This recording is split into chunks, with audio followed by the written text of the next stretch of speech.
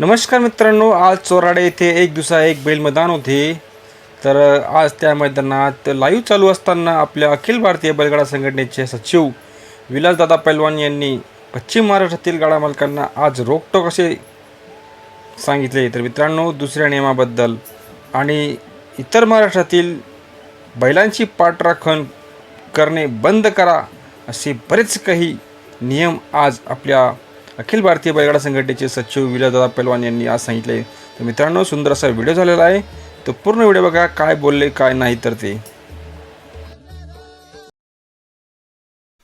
पैलवान विलास देशमुख दादा या ठिकाणी आपल्याला लाईव्हवरती माहिती देतात. बैलगाडी मालक आपण लक्ष द्यायचंय.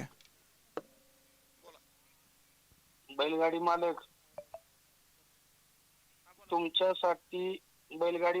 तुमच्यासाठी 2 पावत्यांची 1 तारखेपासून सुरुवात केलेली आहे. तुम्हाला सगळ्यांना सांगितले स्वतःच्या नावावर पळायला लागणार आहे.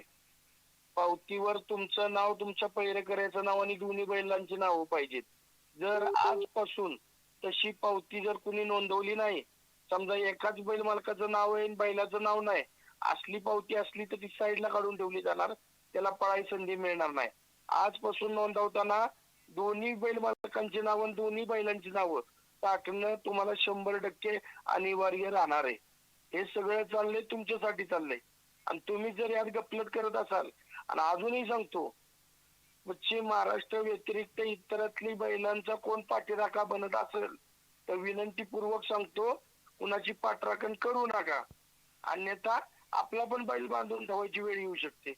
त्यामुळे माझी तुम्हाला विनंती आहे, आजपासून दोन्ही बैलांची आणि दोन्ही मालकांची नावं पावतीवर टाकावी लागणार, हे लक्षात घ्या सगळ्यांनी.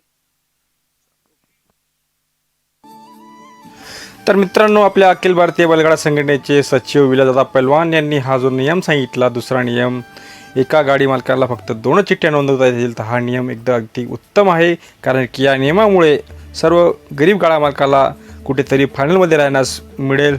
तर मित्रांनो, तुम्हाला हा नियम आवडला तर असेल तर नक्की आपल्या व्हिडिओला लाईक आणि कमेंट करायला विसरू नका.